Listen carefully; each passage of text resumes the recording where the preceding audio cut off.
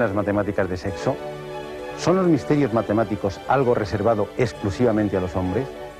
¿Por qué a lo largo de la historia ha habido tan pocas mujeres que hayan destacado en una ciencia tan antigua? Si repasamos la lista de los matemáticos más influyentes, Pitágoras, Arquímedes, Newton, Euler, Gauss, un hecho resulta incuestionable. Entre ellos no aparece ninguna mujer. Seguramente la culpa no es de la matemática, ni tampoco de las mujeres, sino de unas estructuras sociales que las han alejado de esta y de cualquier otra ciencia durante siglos. Antes del siglo XX es muy difícil encontrar mujeres matemáticas con aportaciones de primera línea. Lo realmente sorprendente es encontrar alguna, en unas sociedades en las que el papel atribuido a la mujer y por tanto su educación, incluso en las clases privilegiadas, las impedía acercarse al universo científico, limitando su educación a una cultura musical y literaria, en el mejor de los casos, que sirviese de apoyo a las actividades sociales o políticas de sus maridos. Y aún esto era privilegio de unas pocas afortunadas, comparadas con la inmensa mayoría de campesinas y criadas a las que siempre se les negó el acceso a las letras.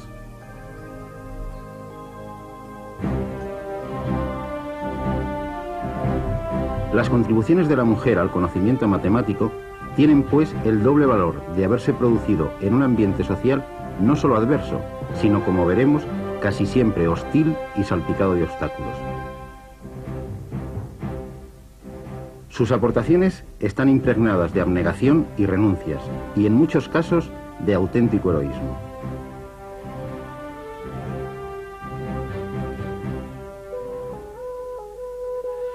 La primera mujer matemática de la historia es casi tan antigua como el propio término matemáticas, atribuido a Pitágoras. La vida de Pitágoras está envuelta en la leyenda. Nacido en la isla de Samos, viajó por Egipto y Mesopotamia, y por fin se afincó en Crotona, al sur de Italia. Los pitagóricos constituían una sociedad secreta, de carácter filosófico y religioso, en la que la propiedad era comunal y hombres y mujeres disfrutaban de los mismos derechos. Una de las 28 discípulas de Pitágoras era la joven Teano, la hija de Milón, el rey de Crotona, vencedor en 12 Juegos Olímpicos. Al parecer, la alumna más brillante que acabó casándose con el maestro y tras la muerte violenta del mismo acabó dirigiendo la orden pitagórica. El régimen comunitario de los pitagóricos les hacía compartir no solo los bienes materiales, sino también los conocimientos, con lo que la historia nos priva de conocer los escritos de cada uno de ellos, aunque a Teano se le atribuyen varios tratados de matemáticas, física y medicina. Teano, la primera mujer matemática, hacía su aparición en la historia al lado y casi al mismo tiempo que Pitágoras, el padre de las matemáticas, y desde luego el primer matemático feminista. La madre de Platón, Perictione, era también una discípula de la filosofía pitagórica. Quizá por eso en la Academia de Platón estudiaron algunas mujeres, aunque todas extranjeras. En Atenas, cuna de la civilización occidental, las leyes prohibían la presencia de las mujeres en las reuniones públicas. Si Pitágoras y Platón defendían la igualdad de la mujer ante la ciencia, Aristóteles es el primer machista declarado de la historia. No solo decía que la mujer era un ser inferior, sino que llegó a afirmar que tenía incluso menos dientes que el hombre, con el poco trabajo que le hubiese costado echar una ojeada a la mandíbula de su propia esposa. Lo peor de todo es que sus teorías científicas y filosóficas van a perdurar durante más de 2000 años. Uno de los más famosos discípulos de Aristóteles, Alejandro Magno, funda Alejandría en el delta del Nilo. 7 siglos después de su fundación, el Museo Alejandrino va a vivir su último momento de esplendor por obra y gracia de la única mujer que durante más de 15 siglos aparecerá en los libros de historia de las matemáticas, Hipatia. Su padre, Teón, era un matemático y astrónomo del museo y proporcionó a Hipatia una educación científica esmerada. La joven, en sus viajes a Roma y Atenas, deslumbró con su inteligencia a cuantos la conocieron. De vuelta en Alejandría, se dedicó a dar sus lecciones de matemáticas, filosofía y mecánica. Fruto de estas lecciones son sus tratados sobre las tres grandes obras matemáticas griegas más populares de la historia. La aritmética de Diofanto, sobre números y ecuaciones con números enteros, el mismo texto que 1200 años más tarde va a inspirar a otro gran matemático, Pierre de Fermat, sus casi mágicas aportaciones a la teoría de números. Los elementos de Euclides, fundamento de la geometría durante más de 2 milenios, y el Tratado de las Cónicas de Apolonio de Pérgamo, sobre las omnipresentes curvas que se obtienen al cortar un cono mediante planos con distintas inclinaciones.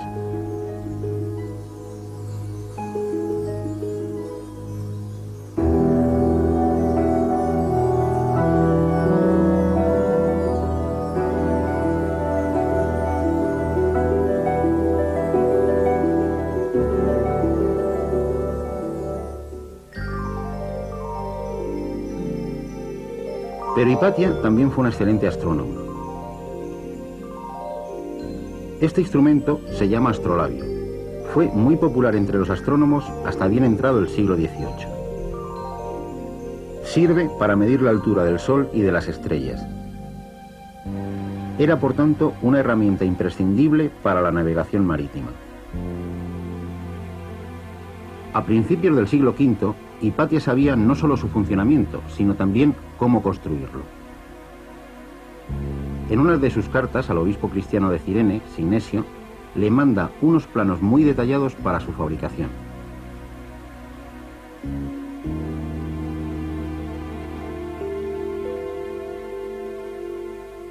El final de Hipatia no pudo ser más dramático.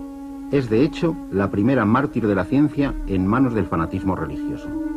Murió descuartizada en plena calle de Alejandría por unos monjes fanáticos de la iglesia cristiana de San Cirilo. Su defensa del racionalismo científico griego le costaría la vida.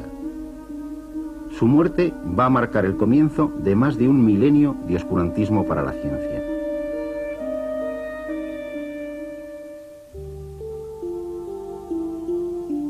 Habrá que esperar más de 1300 años para volver a encontrar a una mujer impartiendo clases de matemáticas.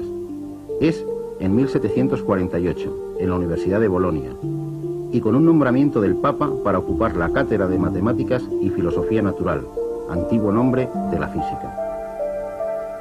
Se trata de la milanesa María Gaetana Agnesi, una joven de 30 años, que unos meses antes acaba de publicar Las Instituciones Analíticas, el libro más completo para explicar una nueva matemática que Newton y Leibniz acababan de descubrir de forma independiente: el cálculo diferencial e integral.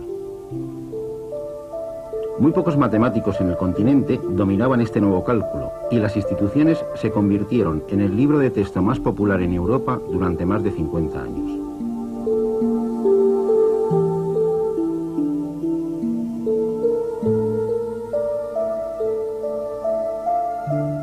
María Agnesi descubrió una curva que desde entonces se llama cúbica de Agnesi o curva sinusoidal versa, aunque por un error en la primera traducción inglesa se la conoce como la bruja de Agnesi. Aunque María Agnesi era cualquier cosa menos una bruja. No solamente era una gran matemática, sino que fue una mujer cultivada que hablaba perfectamente 7 idiomas. Impartió clases de matemáticas en la Universidad de Bolonia durante más de 20 años.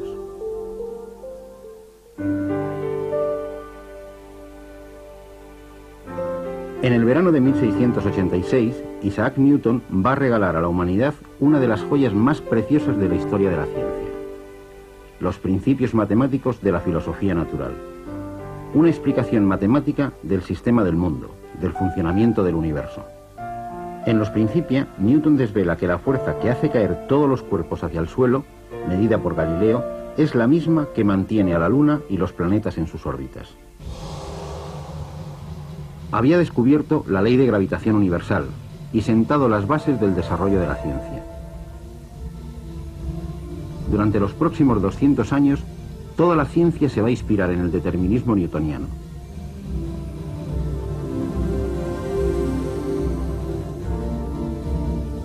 Y si fue una mujer la que divulgó su cálculo diferencial en Europa, va a ser otra mujer excepcional la que va a extender sus ideas físicas por el continente.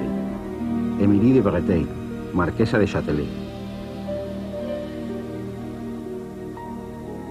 Émilie nació en plena corte de Luis XIV, el rey Sol. Su padre era el jefe de protocolo del rey. A los 27 años, tras el nacimiento de su tercer hijo, se retira junto a Voltaire al castillo de Cirey, en Lorena. Entre los dos convertirán este apartado lugar en uno de los focos culturales más brillantes de Europa. Junto al gran filósofo francés, descubrirá las obras de Descartes, de Newton y de Leibniz.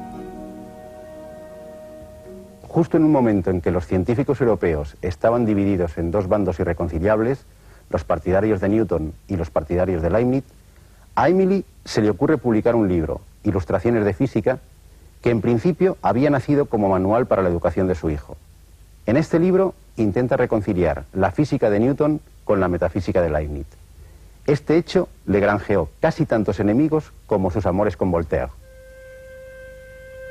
Pero su obra cumbre es la traducción al francés de los Principia de Newton, a los que añadió sus comentarios y explicaciones. Por cierto, la primera y única traducción francesa hasta la fecha. Como muy bien diría Voltaire, dos maravillas se han producido. Una, que Newton haya sido capaz de escribir este libro. La otra, que una mujer haya sido capaz de traducirlo y explicarlo. Aunque el tono pueda hoy parecer machista, encierra un gran elogio a la marquesa de Châtelet, ya que a pesar de que Newton era admirado en toda Europa, muy pocos eran capaces de entender completamente sus obras. Los cafés son una de las instituciones más populares de la ciudad del Sena. La moda de los cafés no es reciente, nació hacia 1730. En uno de ellos, el Café Gradot, se reunían los matemáticos y científicos a discutir de filosofía. Estas tertulias estaban vedadas a las mujeres. Las únicas que podían entrar a los cafés eran las cortesanas. Las cortesanas y la marquesa de Châtelet, que para poder participar en las tertulias tenía que asistir vestida de hombre.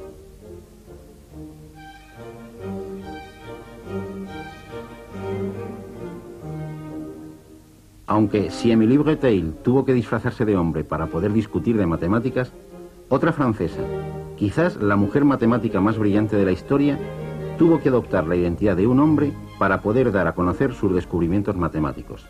Y esta vez no es una aristócrata, se trata de Sophie Germain. Sophie fue autodidacta. En plena Revolución Francesa seguía sin estar bien visto que una mujer se dedicara al estudio de las matemáticas. Tuvo que aprender por sí misma y además a escondidas de sus padres. Es decir, en unas ocasiones se las invisibiliza porque quedan encubiertas por el hombre que hay próximo a ellas, en otras ocasiones su obra es destruida por los poderes políticos del momento, como en el caso de Hipatia. En otras ocasiones tienen gravísimas dificultades para acceder a los estudios matemáticos, como ocurre en un siglo tan reciente como pueda ser el famoso siglo de las luces. Las luces alumbran a unos más que a otros, eso ya lo sabemos. Bien, en el siglo de las luces, que acaba con la Revolución Francesa y con el contrato social de igualdad, fraternidad y justicia, pues parece que esa fraternidad, esa igualdad no contemplaba a las mujeres, de lo contrario no hubiera muerto Olympe de Gouges en la guillotina por reivindicar que el contrato abarcara también a las mujeres. La Escuela Politécnica de París nació con la Revolución y pronto se convirtió en el principal foco de desarrollo científico de Europa. Pero sus puertas estaban cerradas para las mujeres, y así permanecieron durante 2 siglos. Hasta 1970 no admitirá a la primera mujer. Sophie Germain adoptó la identidad de un antiguo alumno de la escuela, Monsieur Leblanc, ausente de París, para conseguir los materiales y problemas y para presentar sus propios resultados y trabajos. El gran matemático Lagrange quedó impresionado por la brillantez e ingenio de los trabajos de Monsieur Leblanc y se empeñó en conocer a tan notable alumno. La sorpresa de Lagrange debió de ser enorme. Su alumno más brillante era una mujer autodidacta. Desde ese momento se convertirá en su profesor particular. Desde que Pierre de Fermat lanzase al mundo su reto de demostrar lo que se ha dado en llamar el último teorema de Fermat, no existen 3 números enteros x, y, z que verifiquen que x elevado a n más y elevado a n sea igual a z elevado a n, para ningún valor de n mayor que 2, todos los grandes matemáticos en algún momento de su vida se han visto atrapados por este problema de ingenua apariencia. Solo después de 350 años se ha conseguido demostrarlo. Sophie también aceptó el reto y, aunque no consiguió demostrarlo, sí aportó un resultado que deslumbró al propio Gauss. Para todos los números primos n menores que 100, si existiese una solución para el teorema de Fermat, alguno de los números x, y o z tendría que ser múltiplo de n. Este resultado, en apariencia tan discreto, contribuyó a que otros matemáticos consiguieran la demostración para n igual a 5 y n igual a 7.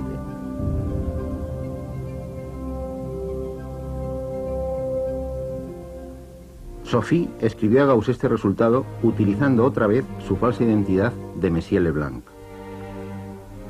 Gauss solo se enteró de que su brillante amigo Leblanc era una mujer cuando, tras la invasión de Alemania por las tropas de Napoleón, Sophie intercedió ante el emperador para velar por la seguridad del genial matemático alemán. En el siglo XIX seguía siendo difícil para una mujer ser tenida en cuenta en los foros científicos. A pesar de ello, Sophie Germain acabó obteniendo un premio extraordinario de la Academia de Ciencias de París por una memoria sobre las vibraciones sobre superficies elásticas. No acudió a recibirlo. 20 años después de la muerte de Sophie Germain y a varios miles de kilómetros de París, en Moscú, un oficial de artillería del zar se va a llevar un gran disgusto. Por segunda vez, su mujer da a luz una niña, Sofía. En su casa de campo, su padre calculó mal la cantidad de papel necesario para empapelar las paredes de la casa, y Sofía tuvo que vivir durante muchos años en una habitación empapelada con las conferencias de un matemático ruso sobre cálculo diferencial e integral. Las universidades rusas prohibían en esa época el acceso de mujeres a sus aulas. Para poder estudiar matemáticas, Sofía recurrió a un matrimonio ficticio con el joven Vladimir Kovalevsky para poder estudiar en el extranjero. Desde entonces se la conocerá como Sofía Kovalevskaya. Al llegar a Heidelberg, descubrió que la situación allí no era diferente, aunque la dejaran asistir de oyente a las clases de matemáticas. En Berlín fue peor, ni siquiera de oyente. Por suerte, el matemático más famoso de la época, Weierstrass, accedió a darle clases privadas. La Universidad de Berlín le negó la posibilidad de leer los trabajos de su tesis, que tras muchos esfuerzos logró leer y publicar en Göttingen. Durante muchos años, esta universidad fue el único refugio para las mujeres científicas. Solo 10 años más tarde consiguió una plaza como profesora en una universidad, y para ello tuvo que irse a la recién fundada en Estocolmo. 5 años antes de su muerte, Sofía vio recompensados los esfuerzos de toda una vida luchando contra una comunidad científica hostil con las mujeres. La Academia de Ciencias de París le otorgó su mayor reconocimiento, el premio Bourdin, por un trabajo sobre el problema de la rotación de un cuerpo rígido alrededor de un punto fijo. Problema ante el que habían fracasado matemáticos tan notables como Euler y Lagrange. Reconocimiento tardío y escaso para una de las mejores cabezas matemáticas del siglo.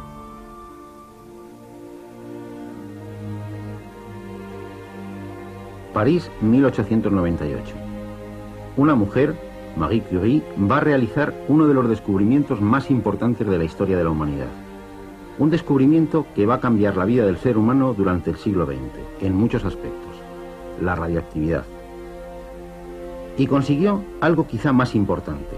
Por primera vez en la historia, los círculos científicos abrían sus puertas de par en par a una mujer.